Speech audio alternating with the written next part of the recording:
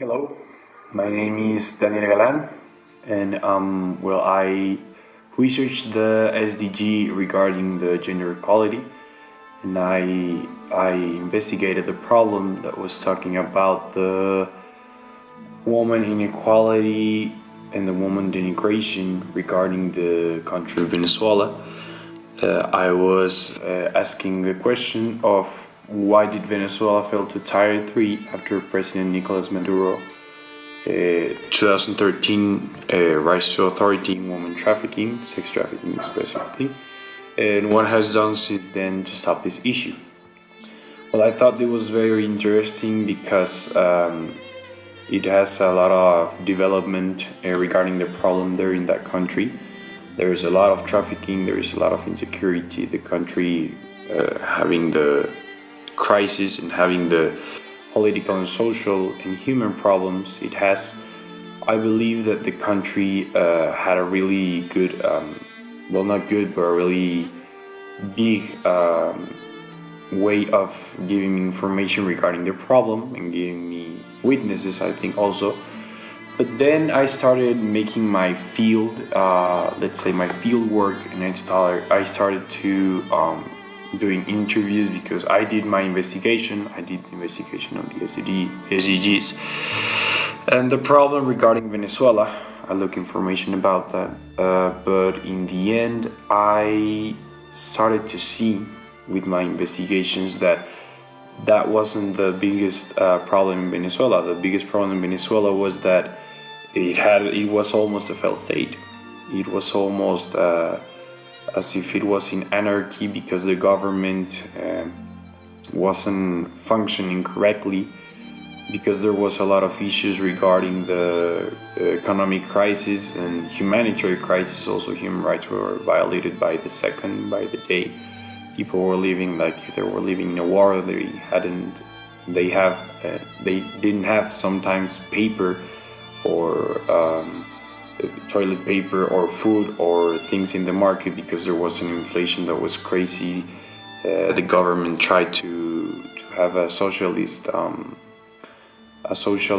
regime, and it became a dictatorship at the end of the day.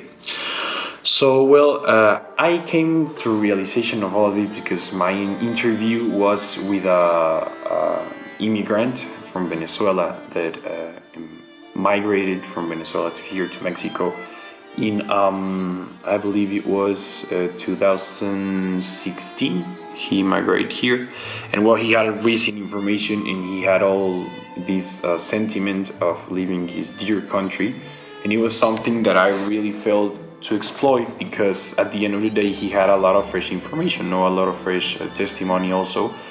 So the thing we went and talked about, I think it was for 32 minutes. And the thing that he did that made me really realize that I was looking at Venezuela's problem at the wrong direction, let's say it that way, was that he thought that the populist regime that in that time Hugo Chavez promised them, and the promises that he did, it was all lies. He told the people in Spanish, los voy a volver polvo cósmico. And by that, the person that I was interviewing, realized that in the end he was becoming cosmic dust because all of his family had to migrate from Venezuela because it was impossible to live there. Some background, just for you to understand why I changed my SDG, was since 2013, Venezuela has numerous crises, but the hardest of them is the economical one. This is due to the fact that the percentage of people that had risk of extreme poverty was reaching 29% of the population. Venezuela has a public debt of 76%, an external debt of 34%, and an internal debt of 69%. Unemployment reached from 8% in 2010, 18% in 2016. There has been an immigration crisis and it has had a brain drain. Also, Venezuela has a political crisis due to the fact that there is a severe case of oppression and there is also a lack of information to the people. Needless to say that the dictatorship happening there has numerous violations to human rights. This represents a big problem for me because I'm a citizen of the world and I'm really humanitarian person. And I believe that in the end, it's something worth looking at because people are really doing like a blind eye to the problem and are really focusing on doing something to solve that. I believe that is something that is not tolerable in this world because it's Venezuela. It's a country that has a lot of tourism exploit. It had when it was exporting and importing products. It had a lot of importance regarding the globalization market. And well, knowing all of this, the solution that I stated to this problem was that I was doing a campaign that it wasn't such a big deal, but the thing that I'm trying to promote to people is that they make conscience about this problem.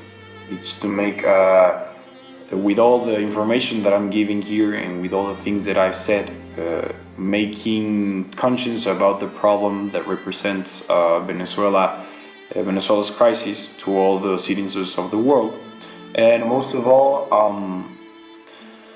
making people aware that there are solutions regarding non-governmental organizations like International Amnesty and other organizations that look upon human rights, that I believe us as tech students that we have around 17 or 18 years old, I believe that we can do, first of all, take conscience, second of all, look upon those organizations and stop seeing this problem and turning a blind eye, most of all, turning a blind eye to this problem.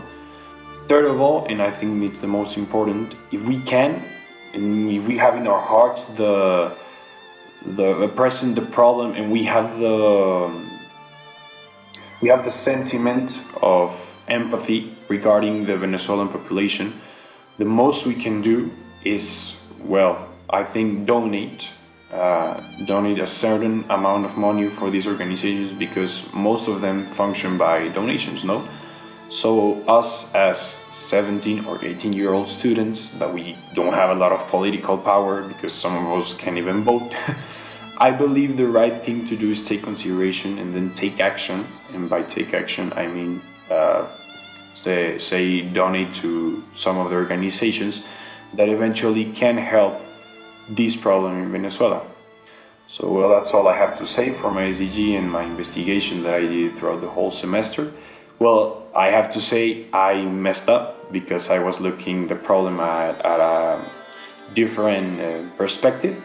But now that I realized that the biggest problem of all was this one, the economical, the political and the social crisis that Venezuela is facing, I believe that in the end we can do something about it. If we have the interest and we have the information and also the conscience and empathy for the people that are suffering in Venezuela. Thank you very much.